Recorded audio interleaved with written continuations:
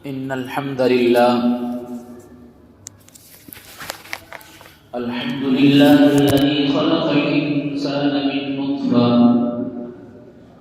الحمد لله الذي خلق الموت والحياة ليبلوكم أيكم أحسن عملا. الحمد لله الذي ليس كمثله شيء وهو السميع البصير.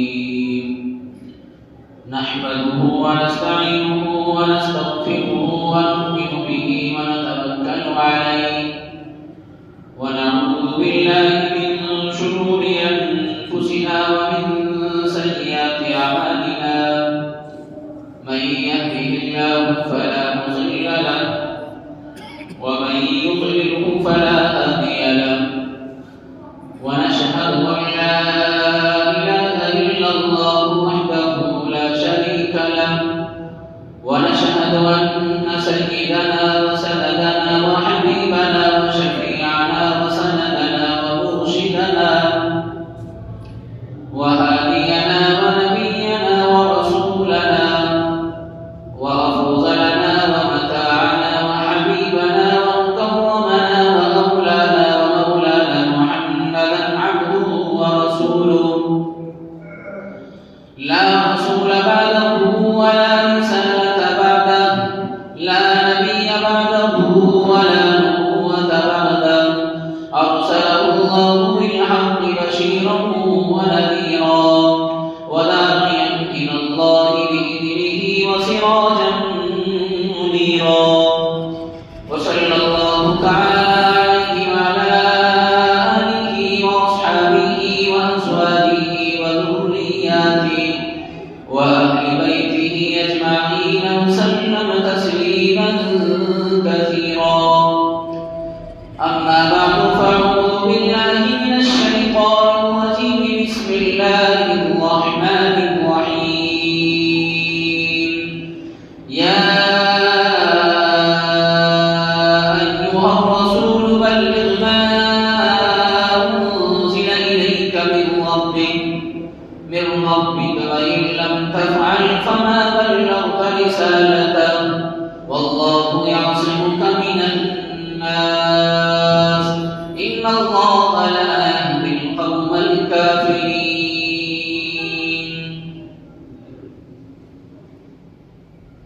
صدق الله العظيم.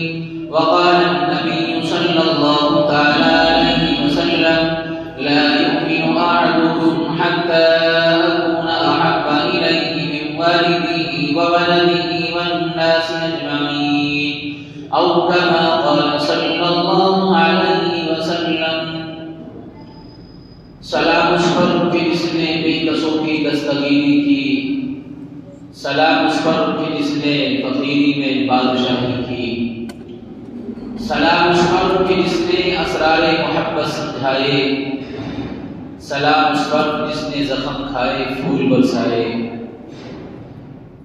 سلام اس پر جو خون کے پیاسوں کو غذائیں دیتا تھا. سلام اس پر جو گالیاں سن کر بھی دعائیں دیتا تھا. سلام اس پر کہ جس کے گھر میں چاندی تھی نہ سونا تھا. سلام اس پر کہ جس کا ٹوٹا ہوا گوریا بچھونا تھا. سلام اس پر جو سچائی کی خاطر دکھ اٹھاتا تھا. سلام اس پر جو خود بھوکا رہ کر اوروں کو کھلاتا تھا.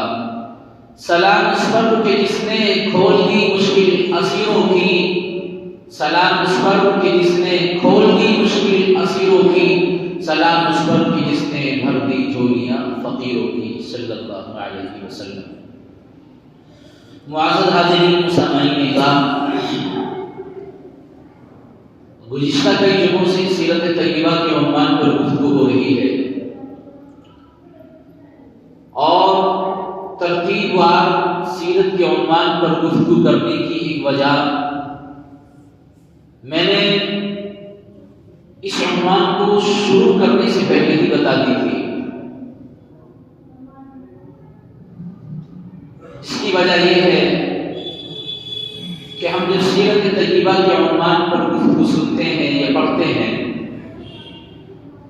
تو ہماری محبت محبت میں نبی جناب رسول اللہ صلی اللہ علیہ وسلم سے اضافہ ہوتا ہے،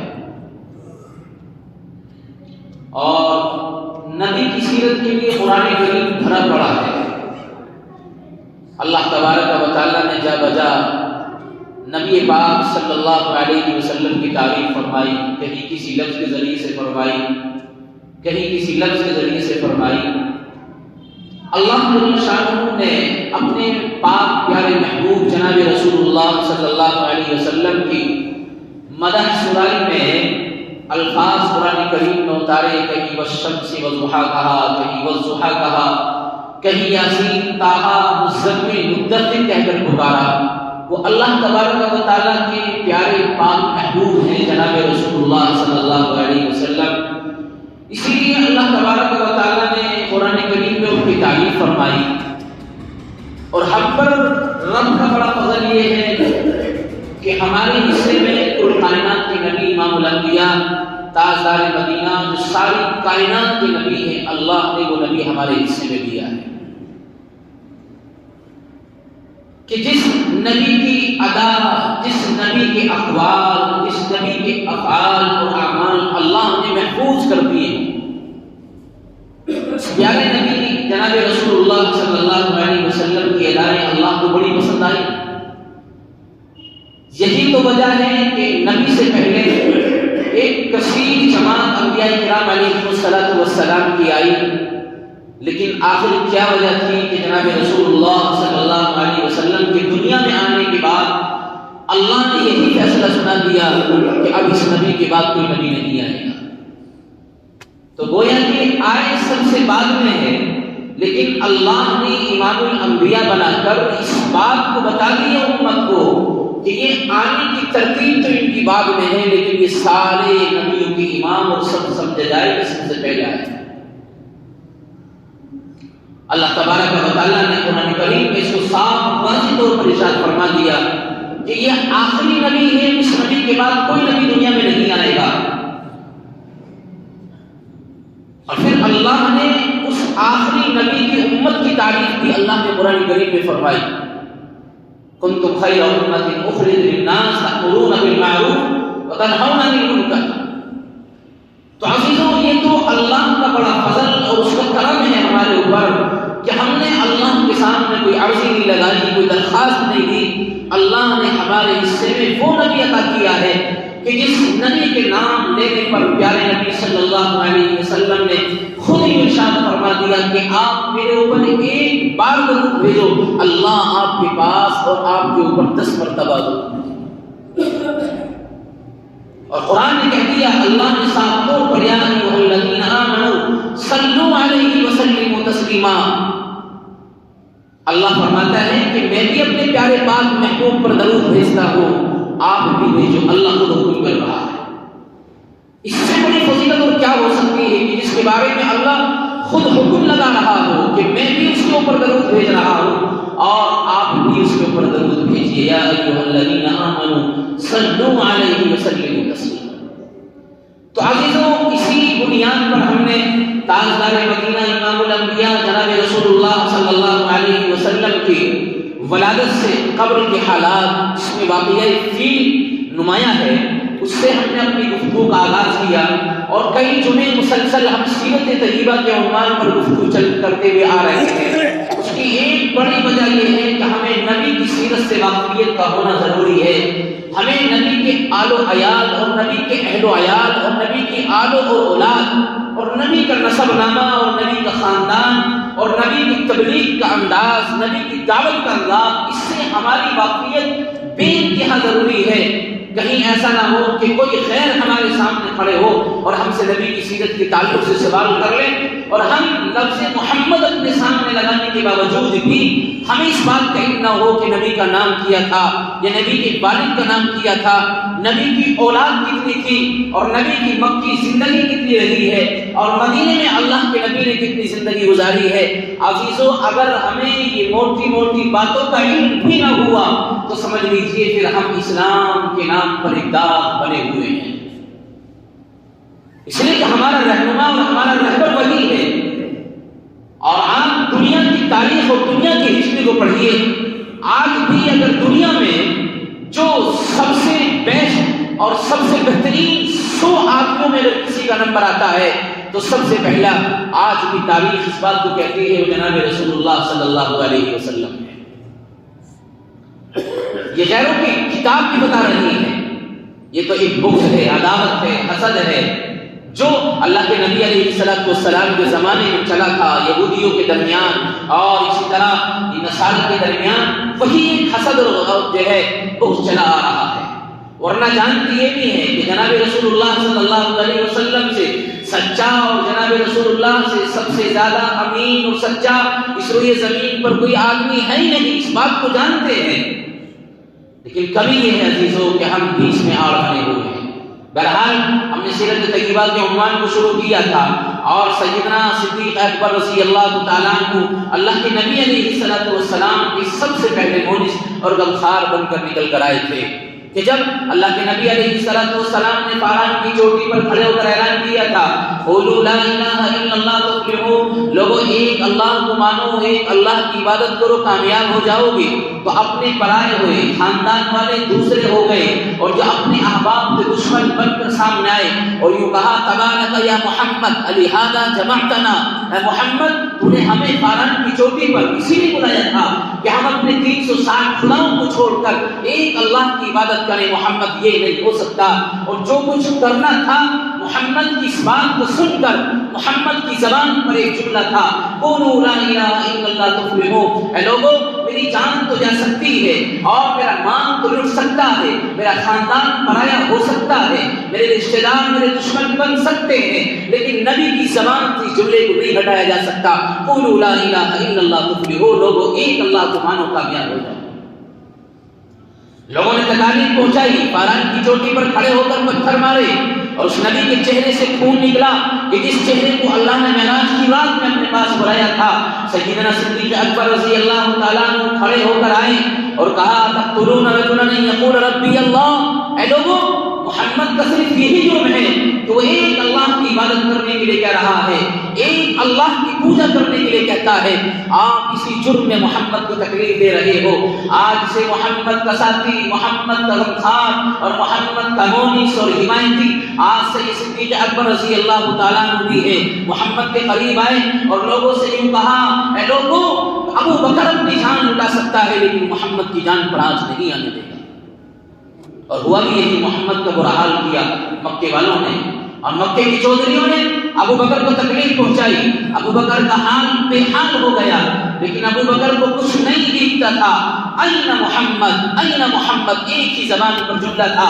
ام جمیل لے کر جاتی ہیں، اماں جاتی ہیں، محمد کے قریب پہنچتے ہیں، محمد نے ابو بکر کے چہرے پر نظر ڈالی، اے محمد تیرا کیا حال کر دیا مکے والوں نے؟ تو محمد نے کہا، ابو بکر نے کہا محمد مجھے کوئی تکلیف نہیں ہے، جب سے میں نے آپ کے چہرے کی زیارت کری ہے اور آپ کے چہرے کو دیکھا ہے ابو بکر سارے اپنے غم کو بھول بیٹھا ہے۔ یہ سب سے پہلا مونس اور غمخوار آیا۔ ایک وقت وہ بھی آیا کہ دار ارقم میں اللہ کے نبی علیہ السلام قرآن کریم پڑھتے ہیں اور سیدنا صدیق اکبر رضی اللہ تعالیٰ عنہ بھی موجود ہیں۔ دار ارقم ایک حویلی ہے، اللہ کے نبی علیہ السلام اس میں تشریف رکھتے ہیں اور اللہ کے قرآن کی تلاوت کرتے ہیں۔ اتفاق ابو جہل نکلا ہوا جا رہا تھا، قرآن کی آواز آئی، کھڑا ہو کر سننے لگا۔ ابھی یہ نکل کر ابو جہل چلا ہی تھا، اتبا آ رہا تھا، وہ ایک جانی کھڑے ہو کر قرآن کی آواز سننے لگا اور محمد کی آواز اتنی پیاری تھی کہ محمد جب قرآن پڑھتے تھے تو عجیب چاشنی اور عجیب کیفیت پیدا ہو جاتی تھی۔ یہی وجہ کہ ابو جہل بھی اللہ کے نبی کا قرآن سننے کے لیے کھڑا ہو گیا، اتبا آ رہا ہے وہ بھی قرآن سننے کے لیے کھڑا ہو گیا۔ اخنس بن شریک آتا ہے جو مکے کا بڑا چودھری تھا، جو اسلام کا مخالف تھا، نبی کے دشمن تھا، لیکن اللہ کے نبی کی زبان سے قرآن سنتے ہیں تو سننے کے لیے کھڑے ہو جاتے ہیں۔ اب یہاں سے فارغ ہو کر چلے تو اتبا اور ابو جہل اور اخنس بن شریک کی ملاقات ہوتی ہے۔ اتبا نے کہا ابو جہل کہاں سے آتے ہو؟ ابو جہل نے کہا آپ بتائیے کہاں سے آتے ہو؟ اخنس بن شریک نے کہا آپ دونوں کہاں سے آتے ہو؟ تو ابو جہل کی زبان کھلی، وہ نکلا ہوا جا رہا تھا دار ارقم سے، محمد کی زبان سے قرآن کی آواز آ رہی تھی۔ ابو جہل نے اس کو سننا شروع کر دیا۔ اتبا نے کہا میں بھی اسی کو سن رہا تھا۔ اخنس نے کہا میں بھی اسی کو سن رہا تھا. اب وعدہ اور وعید دونوں کی آپس میں ہوتی ہے. آج سے تحیہ کریے کہ آج کے بعد محمد کے قرآن کو کوئی نہیں سنے. لیکن دوسرے دن نکلے ہوئے جا رہے ہیں، پھر اللہ کے نبی کے قرآن کی آواز آ جاتی ہے، پھر سننے کے لیے کھڑے ہو جاتے ہیں. وہ نبی کی زبان تھی کہ جس نبی کی زبان ایسی پیاری ہو کہ محمد اپنی زبان کھولے تو اللہ قرآن میں فیصلے اتار دے اس محمد کی زبان کی، اور اللہ کا کلام کا تلاوت کرتے تو غیر بھی سننے کے لیے کھڑے ہو جایا کرتے تھے. جی ایک وقت آیا دار ارقم میں جناب رسول اللہ صلی اللہ علیہ وسلم اپنے ایک اکیلے ہمدرد، اپنے ایک اکیلے مونس اور غمخوار سیدنا صدیق اکبر رضی اللہ تعالیٰ عنہ کو لیے ہوئے دار ارقم میں قرآن کی تلاوت کرتے اور اسلام کے پیغام کو عام کرتے، اسلام کی دعوت دینا شروع کرتے اور تبلیغ کو دار ارقم سے شروع کر رہے ہیں. ادھر مکے والوں نے اور مکے کے چودھریوں نے اور مکے کے بڑے لوگوں نے دار الندوہ میں فوری طور پر ایک ہنگامی میٹنگ بلائی اور تمام کے تمام چودھریوں کو شریک کیا. اس میں عتبہ بھی آیا، شیبہ ابو جہل بھی آیا اور سارے کے سارے مکے کے بڑے سردار حاضر ہوئے اور دار الندوہ میں مشورہ کرنے لگے. اے لوگوں، اگر آپ نے محمد کی تبلیغ کو نہیں روکا، آپ نے محمد کی دیوار اور محمد کی دعوت کو نہیں روکا تو یاد رکھنا آپ سے مکے کی سرداری ختم ہو جائے گی. یاد رکھنا محمد اس سب سے بڑا سردار بن جائے گا اور آپ کی حکومت اور آپ کی سرداری جو چلی آ رہی ہے. اے لوگوں، اگر محمد کو ابھی سے نہ روکا تو آج سے مکے کی سرزمین سے یہ تمام کے تمام کا نام مٹ جائے گا اور کوئی عتبہ ابو جہل شیبہ کا نام لینے والا باقی نہ رہے گا. دار الندوہ میں میٹنگ ہوتی ہے، بتاؤ کرنا کیا ہے. اس میں ایک بڑے اور عمر رسیدہ عقبہ بن ابی معیط کھڑے ہوئے اور اپنی زبان کھولی اور یوں کہا، لوگوں آپ محمد کے خلاف میٹنگ کرتے ہو اور زبان پر یہ الفاظ لاتے ہو کہ محمد کو اگر نہیں روکا، محمد کی دعوت کو نہیں روکا تو مکے کی سرزمین پر محمد سردار بن کر پیش آ جائے گا. آپ نے کیا ترتیب بنائی، بتائیے کرنا کیا ہے. تو لوگوں نے کہا، آپ ہمارے درمیان سب سے زیادہ عمر والے، سب سے زیادہ آپ عمر کو پہنچے ہوئے عمر رسیدہ، آپ ہی کوئی مشورہ دے دیجئے. تو عقبہ بن معیط کھڑا ہوا اور یوں کہنے لگا، میں ایک مشورہ دیتا ہوں، اگر آپ نے میرے مشورے پر عمل کر لیا تو محمد اس دنیا سے ختم ہو جائے گا اور نام آپ ہی کا باقی رہے گا، سرداری زمین پر آپ کی چلے گی. کہا کیا؟ عقبہ بن معیط نے کہا کہ محمد کا کوئی سر لے کر آئے اور محمد کا خاتمہ کر دے تو محمد دنیا سے چلا جائے گا، نہ رہے گا بانس نہ بجے گی بانسری. یہ عمر رسیدہ اور مکے کا چودھری بڑا کھڑے ہو کر اعلان کرتا ہے. دار الندوہ میں میٹنگ کے درمیان ابو جہل بھی ہے، شیبہ بھی ہے، اخنس بھی شریک بھی ہے اور ابو جہل کے سامنے کہتا ہے محمد کا دنیا سے خاتمہ کر دیا جائے، علیہ باللہ. تمام کی تمام چیزیں بحال رہیں گی. اب کوئی کھڑا نہیں ہوتا ہے. اس گھنٹی بجائے، گھنٹی تو بجائی نہیں، گھنٹی کے لیے تو کہا گیا، لیکن بجائے کون؟ کوئی نہیں کھڑا ہوتا ہے. ایک شخص نکل کر آیا، عمر ابن خطاب، اور یوں کہا، عقبہ بن ابی معیط آپ کی زبان سے نکلے ہوئے الفاظ کہ محمد کا خاتمہ کر دیا جائے، محمد کو دنیا سے چلتا کر دیا جائے، کوئی تیار نہیں ہوتا.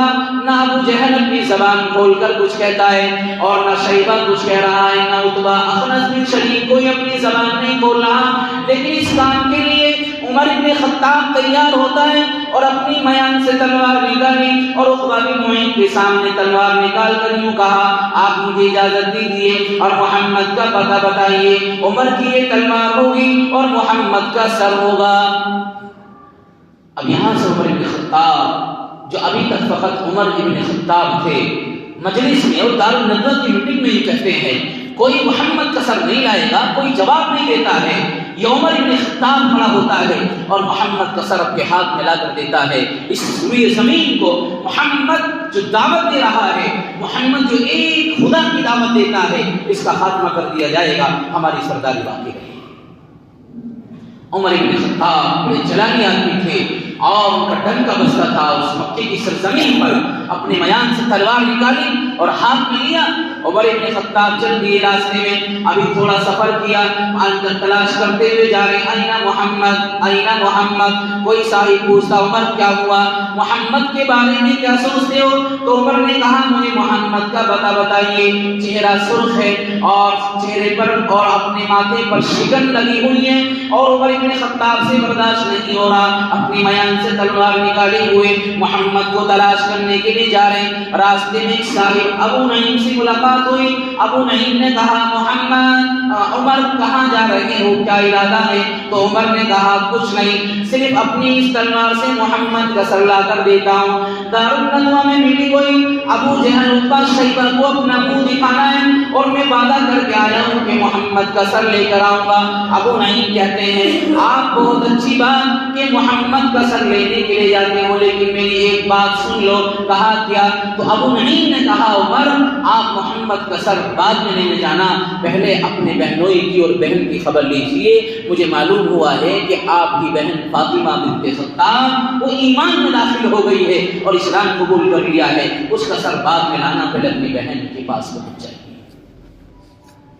عمر بن خطاب نے اس بات کو سنا تو برداشت نہ ہوا کہ میری بہن جس نے اسی گود سے جنم لیا ہو، اسی پیٹ سے جنم لیا کہ جس سے عمر نے جنم لیا ہے، اور آج عمر اس وقت کی سرزمین پر ڈنکے کی چوٹ پر اعلان کرتا ہے کہ محمد کا سر لے کر آؤں گا، اس جرم میں کہ محمد ایک اللہ کی عبادت کے لیے کہتا ہے، اور میری بہن فاطمہ کو کیسے ہمت ہو گئی، ایمان میں داخل ہو گئی یا محمد کے قریب پہنچ کر ایمان قبول کر لیا۔ عمر سے برداشت نہ ہوا اور واپس ریٹرن ہوئے اور آنے لگے، اپنے بہنوئی کے گھر پہنچتے اور اپنی بہن کے یہاں پہنچے، دیکھا کہ بہن کا دروازہ بند ہے، دروازہ کھٹکھٹایا، اندر سے آواز آتی ہے من دق الباب، من دق الباب، کون دروازے کو بجاتا ہے؟ عمر نے کہا فاطمہ تیرا بھائی عمر بن خطاب ہے۔ بہن نے کہا اپنے جو بہن تھی عمر کی شوہر کے اندر موجود تھے اور دونوں قرآن کی تلاوت کر رہے تھے، اب دروازہ بند ہے، عمر دروازہ بجاتے ہیں، اندر سے آواز آتی ہے من دق الباب، کون دروازے کو بجاتا ہے؟ تو باہر سے عمر کی زبان کھلی، کہا فاطمہ تیرا بھائی عمر بن خطاب ہے۔ اندر بہن کہتی ہے اپنے شوہر سے میرا بھائی عمر آ گیا ہے اور ہاتھ میں تلوار ہے، نہ جانے کیا ہوگا، لیکن بہن کا ایمان ایسے استقامت والا تھا، اللہ اس کے ایک حصہ ہمیں بھی عطا کر دے۔ بہن نے کہا، یعنی فاطمہ بنت خطاب کہتی ہے اپنے شوہر سے سعید ابن زید سے، کہا کوئی بھائی کوئی بات نہیں ہے، عمر نے جس چھاتی سے دودھ پیا ہے اسی سے اس کی بہن نے دودھ پیا ہے، یہ بہن فاطمہ بنت خطاب اپنی جان کا نذرانہ تو پیش کر سکتی ہے لیکن عمر کے لیے برداشت نہیں کروں گی کہ میں محمد کے کلیمے کا انکار کروں۔ قربان جائیے فاطمہ بنت خطاب پر کیسی استقامت والی عورت ہوگی۔ دروازہ بجایا کھولو، فاطمہ بنت خطاب نے کہا بھائی ذرا رکیے میں آپ کے لیے دروازہ کھول دیتی ہوں۔ عمر بن خطاب اندر آئے اور آنے کے بعد ہاتھ میں تلوار میان سے نکلی ہوئی، کہا فاطمہ ذرا سچ بتانا، زبان سے جھوٹ نہ بولنا، آپ ابھی کیا کر رہی تھی؟ اور میرا بہن سعید ابن زید اس کے بارے میں بتائیے آپ دونوں کیا کام کر رہے تھے؟ تو فاطمہ بنت خطاب کی زبان کھلی اور بہن نے اپنے بھائی سے یوں کہا عمر کچھ نہیں، میں اللہ کے کلام کی تلاوت کر رہی تھی اور اپنی زبان پر قرآن کی تلاوت لا رہی تھی۔ طٰہٰ مَا أَنزَلْنَا عَلَيْكَ الْقُرْآنَ لِتَشْقَىٰ إِلَّا تَذْكِرَةً لِمَن يَخْشَىٰ۔ تو فاطمہ بنت خطاب کی اس بات کو سن کر عمر سے رکا نہ گیا، برداشت نہ ہوا، بہن کے تماشا رسید کیا اور اپنی بہن فاطمہ بنت خطاب کو اتنا مارا کہ بے ہوش ہو کر زمین پر گر گئی، لیکن بے ہوش ہونے کے بعد زمین پر گری رہی۔ اب بہنوئی کا نمبر آیا، سعید ابن زید سے کہا آپ بتائیے کیا کر رہے تھے؟ کہا جو آپ کی ہمشیرہ جو آپ کی بہن پڑھ رہی تھی اسی قرآن کی تلاوت سعید ابن زید کر رہا ہے۔ عمر بن خطاب سے برداشت نہ ہوا اور اپنے بہنیں کو تکلیف دی اور ان کو بھی زمین پر گرا دیا، دونوں کو پریشان دی، دونوں کو تکلیف پہنچائی اور زمین پر گرا دیا۔ اب فاطمہ بے ہوش ہو کر پڑی ہے اور عمر کے ہاتھ میں تلوار ہے اور سوچتے ہیں کہ آج میں اپنی بہن کا خاتمہ کروں، اس کے بعد میں محمد کا سر لے کر آؤں۔ فاطمہ بنت خطاب جو بہن ہے ہوش میں آئی اور ہوش میں آنے کے بعد یوں کہا اے بھائی جس مقصد کے لیے تو آیا ہے اس مقصد کو میں جانتی ہوں، فقط تو اس لیے آیا ہے کہ میں محمد کا کلمہ پڑھ چکی ہوں، میں محمد کو نبی مان چکی ہوں، اے عمر تو میری جان لینے کے لیے آیا ہے۔ یوں کہا اے عمر جس چھاتی سے دودھ تو نے پیا ہے اسی سے میں نے دودھ پیا ہے، جس کی گود میں تو پلا ہے اسی کی گود میں میں پلی ہوں، اور جس کا خون تیری رگوں میں ہے اسی کا خون فاطمہ کی رگوں میں ہے۔ یہ جان جا سکتی ہے لیکن محمد کے کلیم کا انکار نہیں ہو سکتا۔ بس پھر کیا کہنا تھا؟ عمر نے سوچا کہ آج تک میری بہن میرے سامنے کبھی زبان نہیں کھول پائی، اور آج تک میری بہن نے میرے سامنے الٹ کر جواب نہیں دیا، آج فاطمہ کو کیا ہوا ہے کہ میرے سامنے جواب دیتی ہے؟ عمر نے کہا بہن لائیے، وہ جو پڑھ رہی تھی۔ اب بہن نے کہتی ہے عمر ابھی آپ اس کو ہاتھ نہیں لگا سکتے ہیں، آپ ناپاک ہیں، آپ کو غسل کر کے آنا پڑے گا، آپ غلاظت میں ہیں، آپ اسلام کی مخالف دشمنی پر ہیں، آپ اس کو ہاتھ نہیں لگا سکتے۔ عمر نے کہا بہن ذرا نظر تو ڈلا دیجیے کیا ہے، آپ نے کیا پڑھ رہی تھی؟ تو فاطمہ بنت خطاب نے اپنے ہاتھ میں قرآن لیا اور عمر کی طرف دکھایا کہ یہ وہ اللہ کا کلام جو رب کی جانب سے میرے کالی کملی والے کے سینے پر اترتا، یہ فاطمہ بنت خطاب اس قرآن کی تلاوت کر رہی ہے۔ اور عمر یاد رکھنا اس قرآن کے پڑھنے پر اللہ کی طرف سے بڑی نیکی آتی ہے۔ اور عمر تو یہ بھی یاد رکھنا کہ جب میرا کالی کملی والا محمد دار ارقم میں بیٹھ کر اللہ کے کلام کی تلاوت کرتا تو خدا کی قسم ابو جہل جاتا تو کھڑا ہو کر سننے پر مجبور ہو جاتا، اور میرا نبی کالی کملی والا جب دار ارقم میں بیٹھ کر قرآن کی تلاوت کرتا تو اخنس بن شریک آتا، عتبہ یا شیبہ آتا، جن کے اشاروں پر تو آج محمد کا سر لینے کے لیے چلا ہے، وہ بھی اس رب کی کلام کی تلاوت سنتے دار ارقم کے پاس کھڑے ہو کر یوں کہا فاطمہ بنت خطاب نے کہ میں اللہ کی قرآن کی تلاوت کرتی ہوں، اللہ میری بھوک مٹا دیتا ہے، میں اس کلام کی تلاوت کرتی ہوں، اللہ میری پیاس بجھا دیتا ہے۔ اور یوں کہا عمر اگر تم اس کو ہاتھ بھی لگانا چاہتے ہو تو آپ کو پہلے غسل کر کے آنا پڑے گا، اس کے بعد تم اس کو ہاتھ لگائیں گے۔ تو عمر کی زندگی کی کایا پلٹی اور یوں کہا بہن مجھے غسل کرائیے۔ عمر گئے غسل کر کے آئے اور اللہ کے کلام کو سینے سے لینے سے پہلے یوں کہنے لگے فاطمہ اے بنت خطاب اے میری ہمشیرہ مجھے اس کالی کملی والے کے پاس لے کر چل کہ جس کا قرآن ابو جہل بھی سنتا تھا، جس کا قرآن عتبہ بھی سنتا تھا۔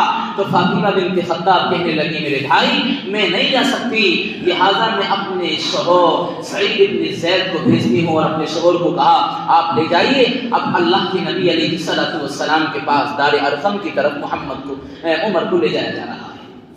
بہنوئی ہیں اور ساتھ میں عمر ہے، بہنوئی جا رہے ہیں، تلوار میان سے باہر تھی، تلوار میان کے اندر آئی اور چھوڑ دیا۔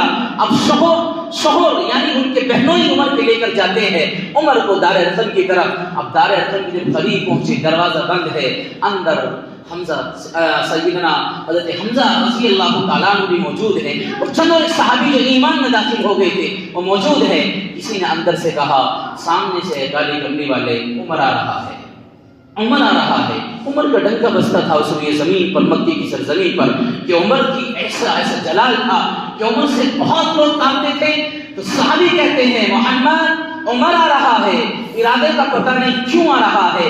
تو کالی کملی والے کی زبان کھلی اور اپنے ساتھیوں سے جو ایمان میں داخل ہو گئے حمزہ رضی اللہ تعالیٰ عنہ اور دیگر اور صحابی، ان سے کالی کملی والوں نے اپنی زبان کھول کر یوں کہا محمد نے اے لوگو یہ عمر نہیں، یہ رات کی خانہ کعبہ کی محمد کی دعا رہی ہے۔ اور جناب رسول اللہ صلی اللہ علیہ وسلم نے یوں فرمایا اے میرے ساتھیوں میں رات میں خانہ کعبہ کے پاس پہنچا، مجھے دار الندوہ کی میٹنگ کے بارے میں اللہ نے بتا دیا کہ تمام کفار مکہ دار الندوہ میں آپ کے خلاف میٹنگ کرتے ہیں، تو مجھے اللہ نے اس کا بتا دیا تھا۔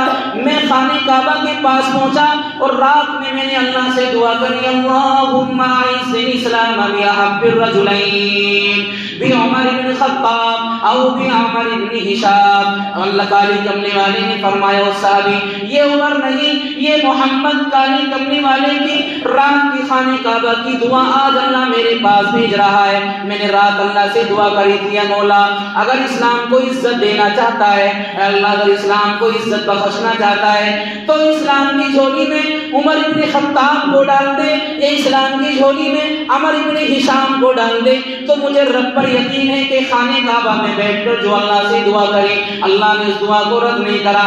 آج وہی دعا عمر بن خطاب کی شکل میں آ رہی ہے، لیکن صحابی یوں کہتے ہیں محمد یہ عمر وہی ہے جو اسلام کا سب سے بڑا دشمن اور روئے زمین پر اسلام کا سب سے بڑا دشمن ہے، آج وہ آپ کے پاس دار ارقم میں چلا رہا ہے۔ تو صحابی کہنے لگے محمد آپ جو کہتے ہیں بہت اچھی بات ہے، لیکن اس کی دشمنی بھی آپ کے سامنے ہے۔ کالی کملی والے نے کہا صحابہ آپ اطمینان رکھیے۔ دروازہ بجایا، اندر سے آواز آئی کون؟ تو کہا عمر بن خطاب اور سعید بن زید۔ دروازہ کھولنے کے بعد جناب رسول اللہ صلی اللہ علیہ وسلم کے قریب پہنچے اور قدموں میں بیٹھ گئے، یوں کہا محمد آج ہی عمر اپنی میان سے تلوار نکال کر محمد کا سر لینے کے لیے آیا تھا، لیکن آج عمر آپ کو سر دینے کے لیے آیا ہے، مجھے کلمہ پڑھنا دیجیے۔ قرآن سبب بنا اور قرآن کی آیت عمر کو ایمان لانے پر سبب بنی، اور وہ ہمشیرہ وہ بہن فاطمہ بنت خطاب لاکھوں سلام ہو اس کی روح پر کہ اللہ نے ایسی عزت دی عمر بن خطاب کے ذریعے سے کہ محمد نے کلمہ پڑھایا۔ عمر بن خطاب نے اپنی زبان سے کلمہ پڑھا، اذان ہونے لگی، عمر نے کہا محمد یہ کیا ہو رہا ہے؟ اللہ کے نبی نے فرمایا اذان دی جا رہی ہے، ابھی نماز پڑھی جائے گی۔ تو عمر بن خطاب نے کہا ہے محمد عمر اسلام میں آ جائیں، اور دار ارقم میں ایک بند کمرے میں اور بند حویلی میں اذان ہو، عمر اس کو برداشت نہیں کر سکتا۔ کالی کملی والے نے کہا تیرے خاندان کے لوگ میرے صحابہ کو تکلیف پہنچاتے ہیں، تیرے خاندان کے لوگ میرے صحابہ کو غلط کہتے ہیں اور میرے صحابہ کی جان پر حملہ کرتے ہیں، لہذا اسی وجہ سے اذان دے رہے ہیں، یہیں پر نماز پڑھی جائے گی۔ زبان کھلی مریم نے عمر بن خطاب کو یوں کہا اے کالی کملی والے کل کائنات کے نبی میری جان آپ کے اوپر قربان، اور یوں کہا محمد اسلام میں ایمان میں کالی کملی والے آپ کی زبان سے نکلے ہوئے الفاظ پر اور محمد آپ کی زبان سے نکلے ہوئے الفاظ پر یہ عمر ایمان لے کر آیا، اور عمر نے 360 خداؤں کو چھوڑ دیا، ایک اللہ کی عبادت کرنے لگا، اور محمد آپ کو اپنا نبی تسلیم کر لیا۔ اب یہ نہیں ہو سکتا کہ عمر ایمان میں داخل رہے اور آپ بند کمرے میں اذان پڑھیں، آج سے الہ کلمت اللہ خانہ کعبہ میں کھلے عام ہوگا۔ تو عمر نے کہا میں نبی آپ چلیے خانہ کعبہ میں، اور وعدہ کیا کہ اگر کسی نے اپنی زبان کھولی تو عمر کی تلوار ہوگی اور اس کی گردن ہوگی۔